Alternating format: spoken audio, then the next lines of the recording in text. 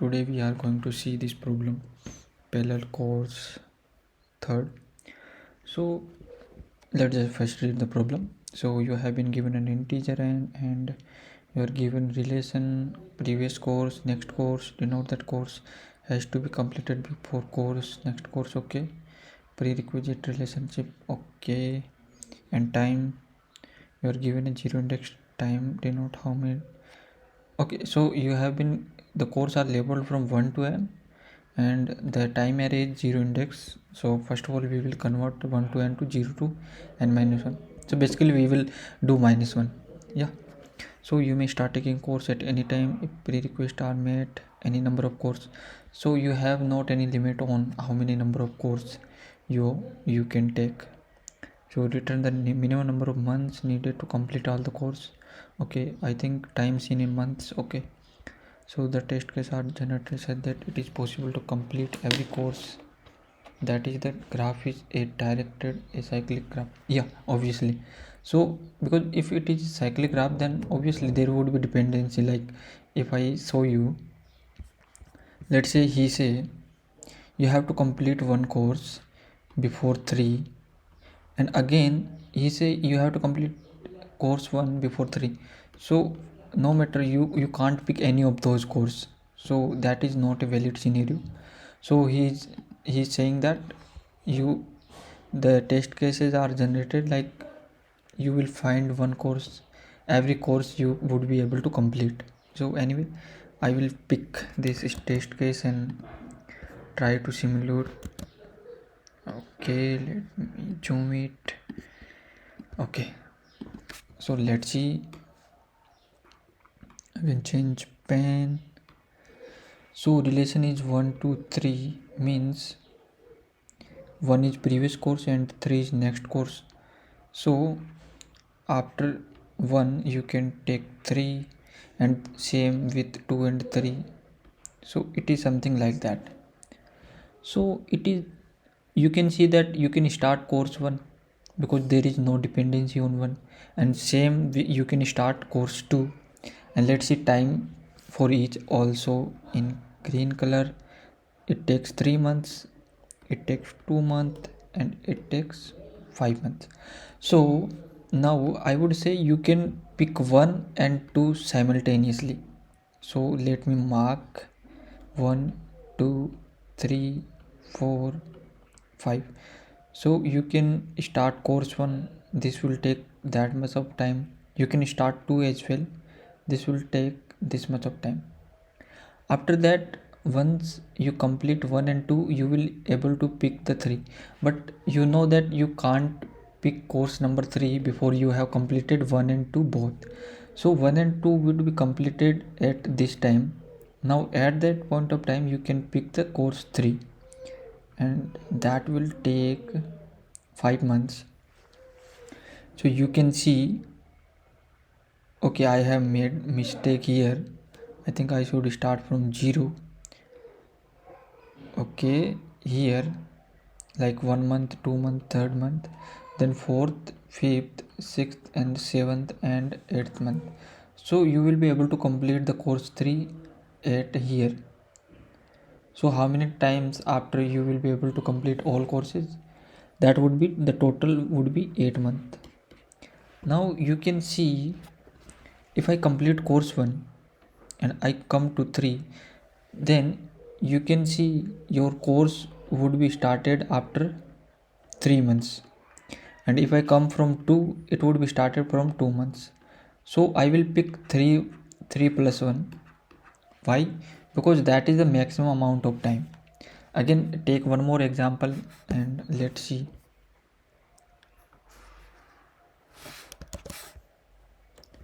If I go here and paste, change color and zoom it a little bit. Yes. Now see, you have to complete 1.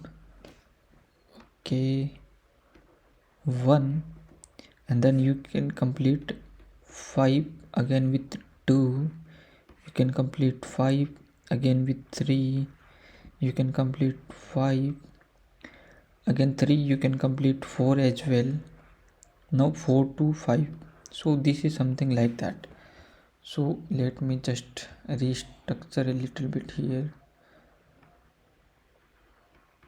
Okay, so you can complete course 1, you can complete course 2 as well, you can complete course 3 as well, and the timing for both are 1, 2, 3, 4 and 5. So now let's see. If you complete course 1, then you will be able to start from 1 plus month, and if you complete this course you will be able to start 2 plus, and if you complete 3 then you will be able to start 3 plus. And what is 3 plus denoting? Means in order to start the course 5 you have to complete 3 months, and in 3 months you will be able to complete all these 3 courses. Why? Because you can take any number of course, and I think this makes this problem very easy. So after 3 plus, and for completing 5 you have to complete 4 as well, but to complete 4 you have to complete 3 as well. So you would be able to start after 3 plus, and 3 plus 4 would be 7. Then you can say you can start 5 after 7 plus. Now 7 plus 5 would be 12. So that is your final answer, 12. Now how you would be able to code this out? Okay, so let me draw a random graph here. 1 and 2 and 3, and let's say it is 4, it is 5, and this one. Okay, so and timing also I would say 2, 3 and 3, 2 and 1. Okay, so now let me, so can you start course 1? Yes. Can you start 2? Yes. So how do you know like you can start 1 and 2? Because there are no incoming edges.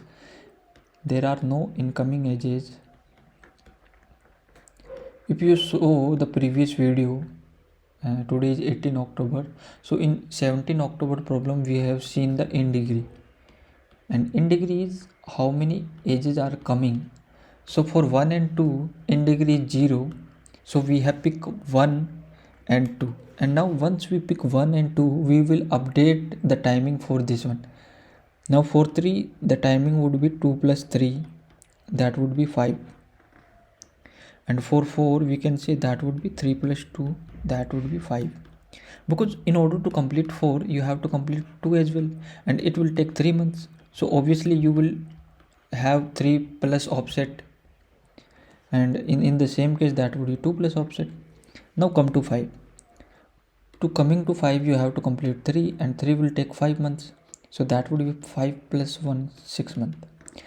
But in order to complete 5 you have to complete 4 as well, and here also you have 5, so again you will say 5 plus 1 is 6. So you can say in 6 months you can complete this course. So your answer would be 6. Answer would be 6. So how do we code this out? So I will write this step. First we will construct graph,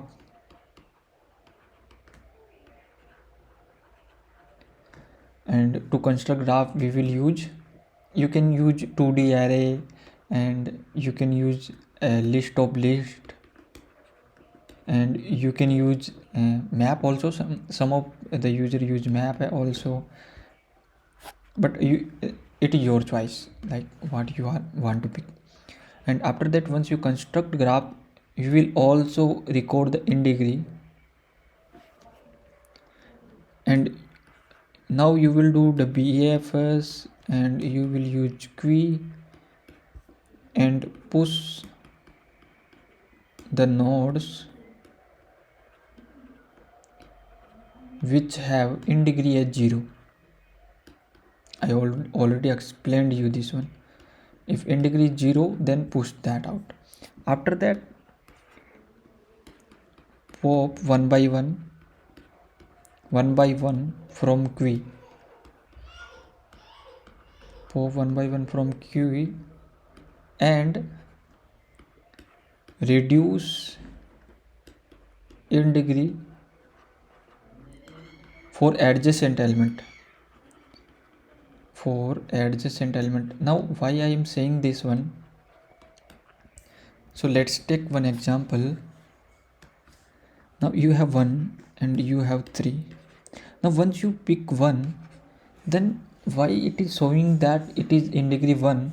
Because you have already completed 1, so that would be as crossed, and you will say now you can pick 3 as well. So that's why we are reducing the in degree for the adjacent element.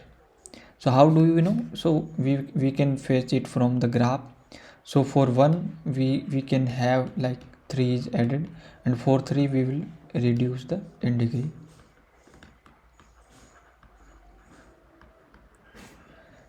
So after that, fifth step, traverse the distance array and pick maximum, and that is your final answer. Now I have introduced distance array, like what it is doing. So if I go above here, initially your distance would be 2 and 3 and 3 and 2 and 1, but every time you will update your distance.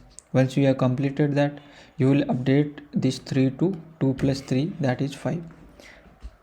And let's say in that case you will update with 6, and here also it is 6. Every time we will pick the maximum. So now I think let's see the code. It is too much, and I have written already the code. I will show you line by line. Like first of all, we are constructing the graph. Everybody knows that we are creating the graph, and we are tracing the relationship, and we are adding the node into the graph, and we are in the same loop. We are creating graph, we are tracking the in degree as well, recording in degree as well. After that we will traverse in degree array, and once it is become 0, we will add this to the queue.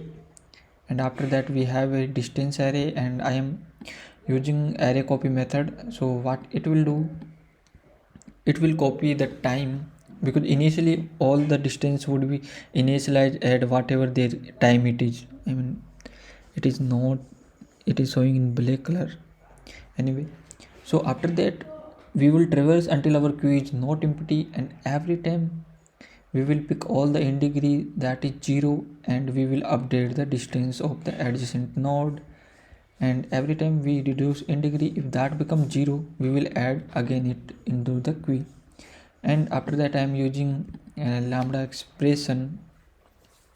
So basically I am returning the maximum of the array, and I think that's it guys. So let me try to submit the code. I think it is 27 or let's see 22 ms, and I think that's good amount of time. Yeah, thanks.